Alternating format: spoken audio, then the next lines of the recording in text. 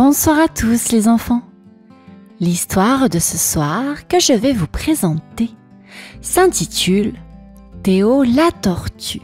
Cette histoire, écrite et réalisée par le monde des enfants, va bientôt débuter. Mais avant de poursuivre, j'ai quelques questions pour toi. As-tu enfilé ton pyjama? T'es-tu brossé les dents? As-tu fait un gros câlin à tes parents? Très bien. Alors, attrape ton doudou, installe-toi confortablement dans ton lit, car l'histoire commence.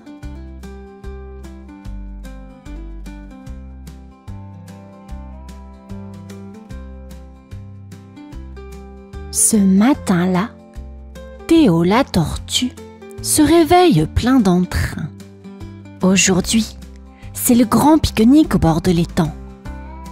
Il imagine déjà les sandwichs délicieux, les jeux avec ses amis et les fleurs autour de lui. Avec son panier bien rempli, il avance lentement mais sûrement vers le lieu du rendez-vous. Arrivé près de l'étang, Théo s'arrête net. Son sourire disparaît. L'eau est toute sale, pleine de bouteilles et de sacs en plastique. Il y a même un vieux ballon qui flotte entre les roseaux. Par terre, des papiers volent, des canettes brillent sous le soleil. Ce n'est plus un joli endroit. Théo soupire.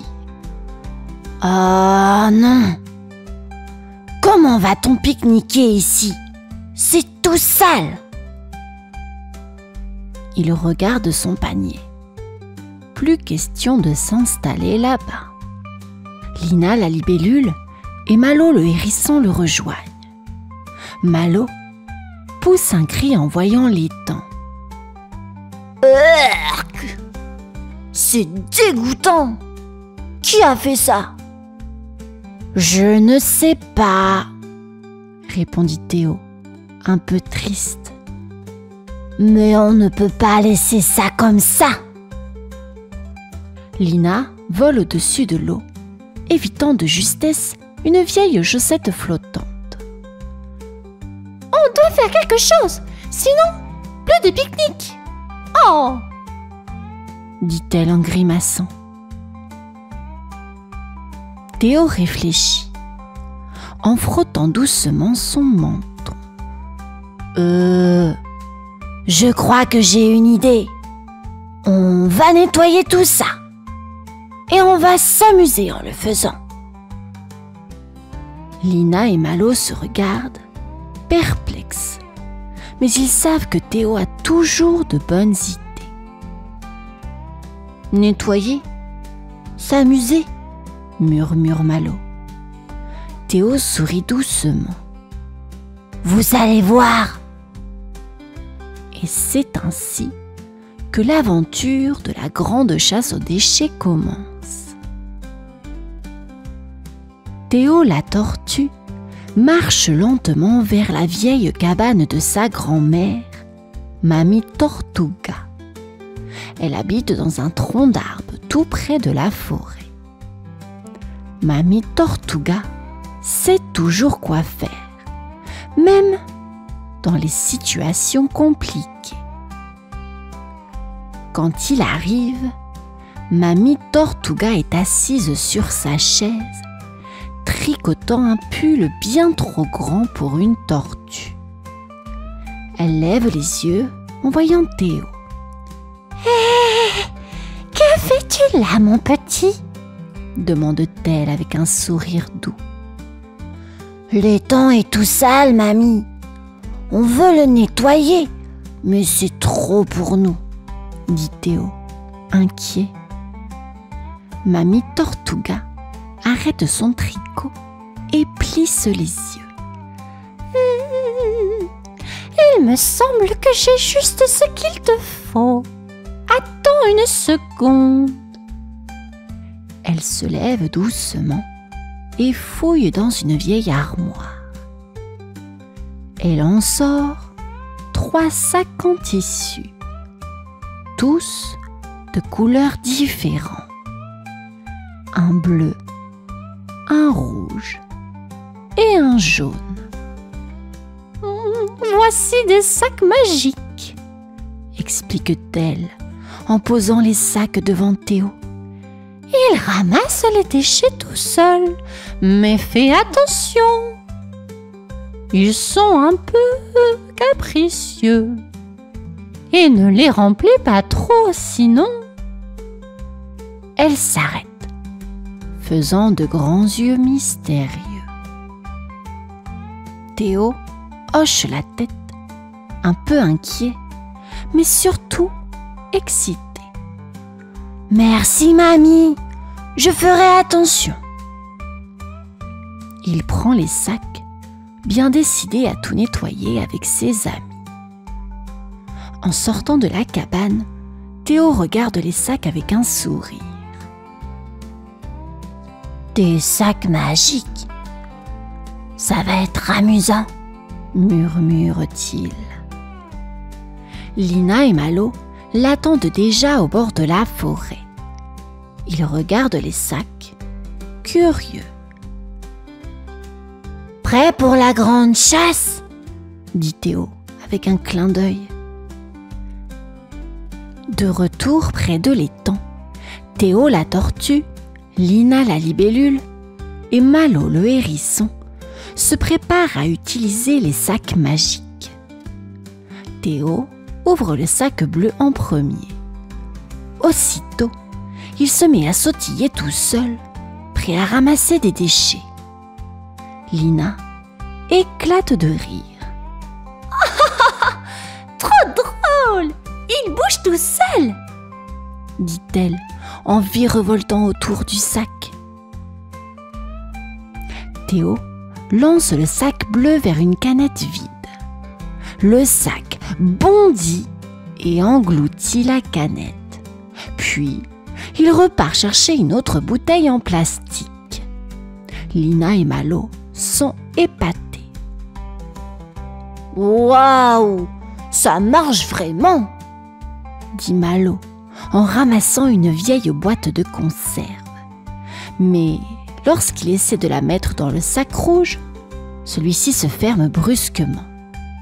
Malo fronce les sourcils. Et il ne veut pas. Le sac rouge secoue la tête et refuse de s'ouvrir. Théo sourit en se rappelant ce que Mamie Tortuga avait dit. Oh, je me souviens. Celui-ci n'aime que les objets brillants. Et c'est plutôt cette vieille canette. Malo glisse la canette brillante dans le sac rouge et cette fois, il s'ouvre sans problème.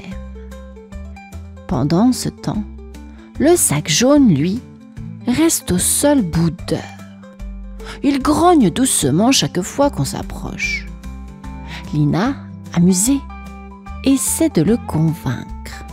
« Allez, petit sac, tu veux bien ramasser ce papier ?» Le sac jaune ronchonne, mais finit par engloutir le papier. Théo éclate de rire. « Je vous avais dit qu'ils étaient capricieux, mais on va y arriver. » Les trois amis continuent leur chasse aux déchets, jonglant avec les caprices des sacs, mais amusés par cette étrange aventure. Tout se passe bien, jusqu'à ce que Malo le hérisson ait une idée un peu trop ambitieuse. « Je vais ramasser tout ça d'un coup !» s'exclame-t-il en voyant une pile de bouteilles et de vieux journaux. Avant que Théo ne puisse l'arrêter, Malo attrape le sac bleu et le remplit jusqu'en haut. Le sac commence à trembler, puis il grossit, jusqu'à devenir énorme. Soudain, avec un grand pshhh, le sac éclate et se transforme en un monstre fait de déchets. « Ah !» crie Lina en volant dans tous les sens. Le monstre est énorme, avec des bras faits de vieilles bouteilles et des jambes de canettes. Il avance en faisant des bruits de ferraille et en traînant une cape de papier sale. Il attrape tout ce qu'il trouve sur son chemin, devenant de plus en plus grand. Malo regarde le monstre, horrifié. Je crois que j'ai fait une bêtise. Théo, qui est resté calme, réfléchit. Ne t'inquiète pas, Malo. On va arranger ça. Le monstre des déchets avance lentement vers eux, faisant de gros bruits de clink.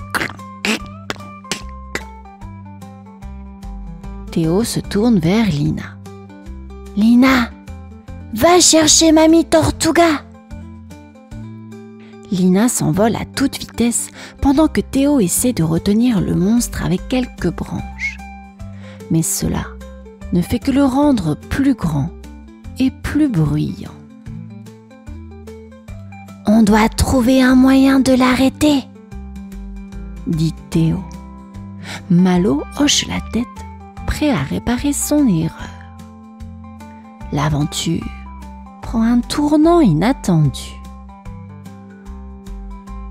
Le monstre des déchets devient de plus en plus grand, ramassant tout ce qu'il trouve sur son passage. Malo et Théo reculent, cherchant une solution. On ne peut pas le laisser tout avaler, s'écrie Malo, affolé.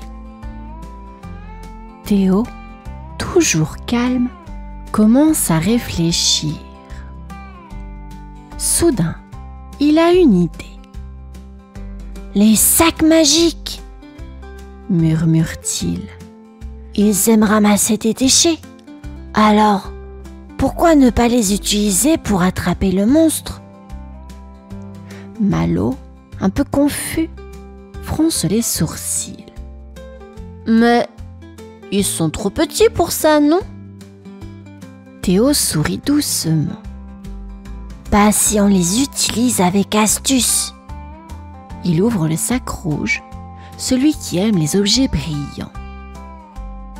Malo, trouve tout ce qui brille.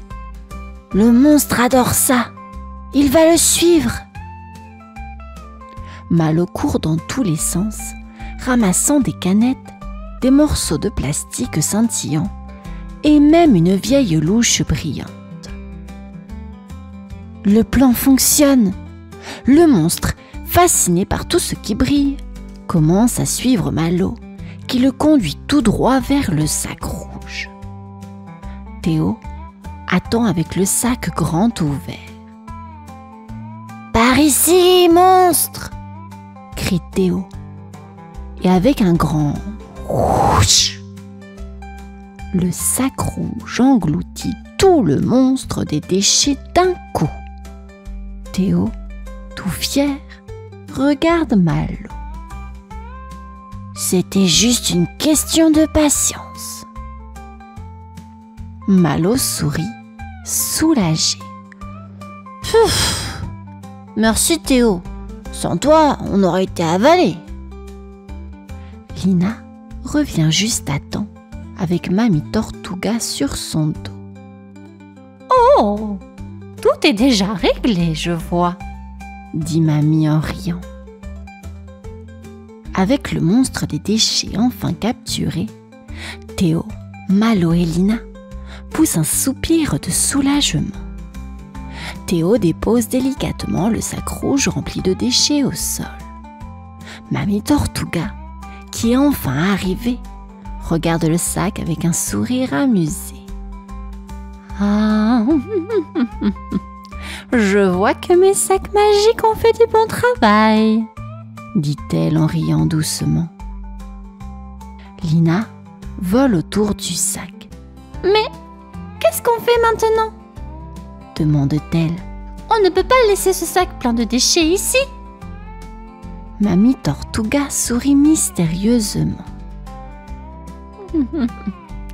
Ne vous inquiétez pas, mes petits, regardez bien. Elle claque des doigts et soudain, une lumière douce sort du sac rouge. Les déchets se transforment en fleurs éclatantes, en buissons colorés et en arbres majestueux.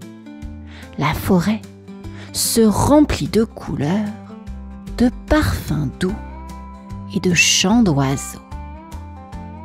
Théo et ses amis regardent autour d'eux, émerveillés. « C'est magnifique !» s'exclame Malo, les yeux écarquillés.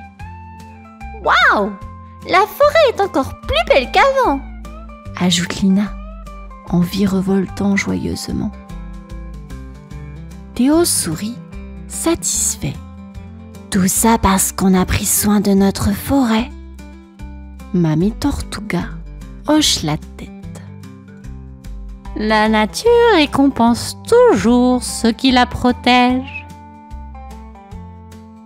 Finalement, Théo ouvre son panier de pique-nique. Je pense qu'on a bien mérité ce pique-nique. Vous ne trouvez pas ? Dit-il en souriant. Ils s'installent sous un grand arbre fleuri, savourant leur repas sous un ciel éclatant. La forêt chantonne doucement autour d'eux, enchantée par leur belle aventure.